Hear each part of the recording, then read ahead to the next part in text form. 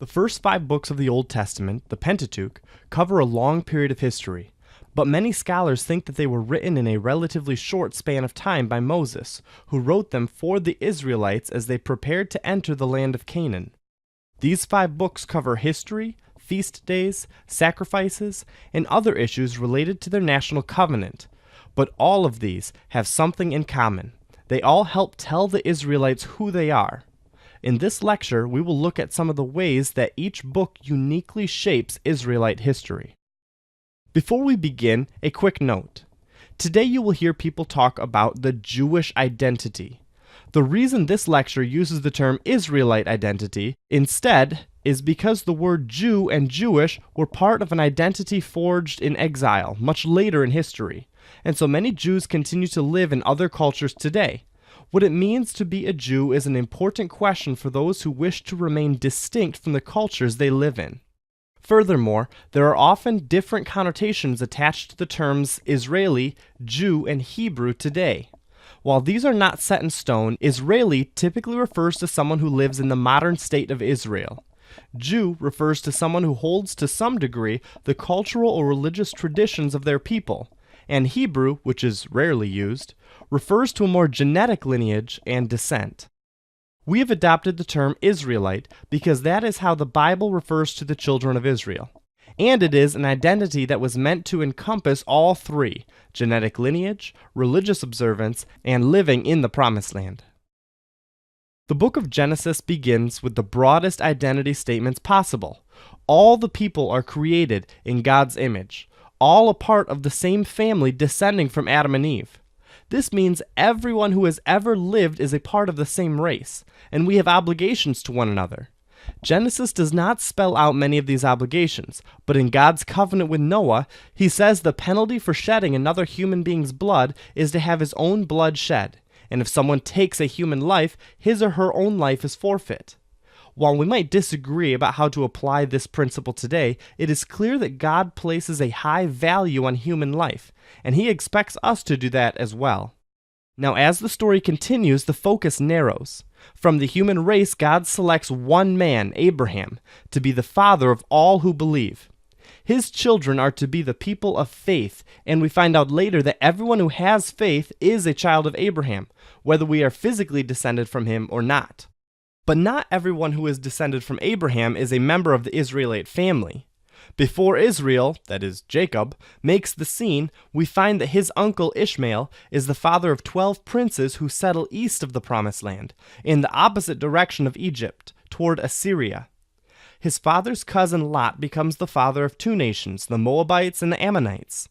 Finally, Israel's own brother Esau becomes the father of the nation of Edom. By listing these family relationships, Moses is not simply telling the Israelites what happened before they were born. He is drawing them to a different kind of map of the Promised Land. There are nations already living in and around the land, and God expects that they will treat their sister nations differently than they treat everyone else. In Exodus, a very different kind of identity is forged. Rather than contrasting Israelite identity with her neighbors, Exodus focuses on what is perhaps the central defining moment of their history: salvation from slavery in Egypt. The Israelites were enslaved and oppressed, with no hope of saving themselves. Then, at just the right time, God sent a deliverer to rescue his people. But the deliverer wasn't acting on his own power. There was no battle, no political intrigue, no foreign help. God himself intervened through incredible miracles. The 10 plagues were epic in scope, affecting all Egyptians and even their animals, but sparing the Israelites and their animals. With each one, it is clear that Israel is a nation set apart, a people who belong to God.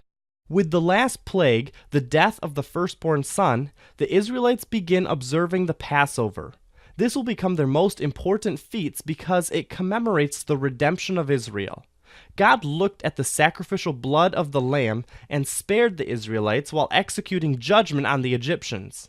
He then parts the Red Sea to bring them across safely and provides manna and quail and water for them in the desert. This rescue and provision is what future generations will point back to, what God himself will reference when they talk about the children of Israel belonging to God and owing him singular devotion. Like a slave was redeemed or bought with a price in the marketplace, God purchased slaves in Egypt to be his own. Only in purchasing them, he set them free from their labor and welcomed them into his family. And here we have to note the importance of the Sabbath to Israelite identity. By resting on the seventh day, not to mention the Sabbath year or Jubilee year, the Israelites identified themselves with the God of creation, the God who rested from his work on the seventh day, and with the God who delivered them, who gave them rest from their labor in Egypt. The book of Leviticus approaches identity from still another angle. While the Exodus looks back to where they came from, Leviticus emphasizes where they are now. It lays out the regular practices of a people set apart for God. They are not only just set apart by lineage or by redemption, but by regular purification. To be with a holy God, they must be a holy people. This holiness is maintained by avoiding sinful behavior, by offering sacrifices, and by pursuing ritual cleanliness. It is overseen by a tribe set apart to God, the tribe of Levi. Throughout the process, it is clear that the Israelites will never be holy enough on their own. Sacrifice is necessary to retain this relationship with God. The Israelites are to be a people of moral purity, a holy people for a holy God. This is why the tabernacle and the temple play such a crucial role in Israelite history. As they pursue holiness to be with a holy God, these are the places where God has made provision for them to be clean. But even more than this, these are the places where God caused his special divine presence to dwell. God came down to be with his people and has made a way for them to stand in his presence. Holiness is intimately connected with the presence of God. Numbers recounts the wanderings of Israel between their lack of faith upon their first meeting in the Promised Land and their final preparations to enter the land 40 years later. It primarily contributes to identity by continuing themes from the other books. It describes how the interactions with some of the sister nations mentioned in Genesis. It describes how God continues to sustain his people in the desert, and adds to the holiness codes in Leviticus. But if we had to pick one new thing to add to Israelite identity in Numbers, it has to be their own identity as a rebellious people. This is obviously not God's intention for them, but we see that they have this pattern of rejecting God and his leaders, a pattern that will continue throughout their history. It creates a warning to future generations. Don't reject God like your forefathers did. This is a part of their identity that needs to be fought against and overcome. But we also see that God chooses over and over again to deal graciously with his people, forgiving them, giving them a second and third and fourth chance. Their identity as a rebellious people demonstrates their utter dependence on God's mercy and grace, and their constant need to turn back to him. Finally, we come to Deuteronomy, which formalizes the relationship between God and Israel as a covenant people.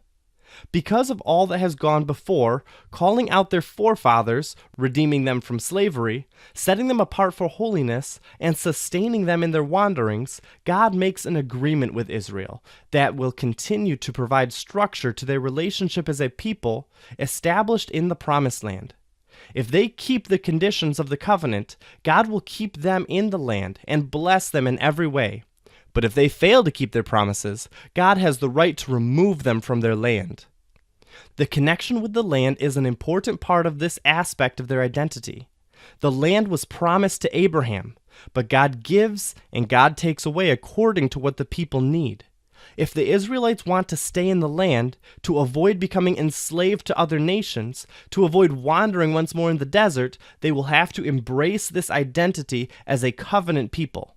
They will have to worship the one God in the land, according to his commands.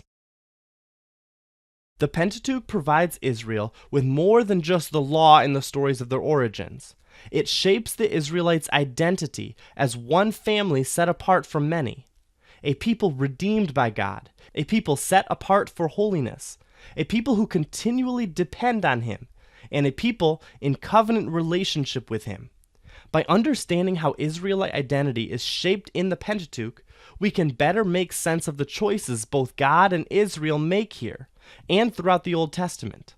Understanding identity in the Pentateuch gives us a crucial guide for understanding God's Word.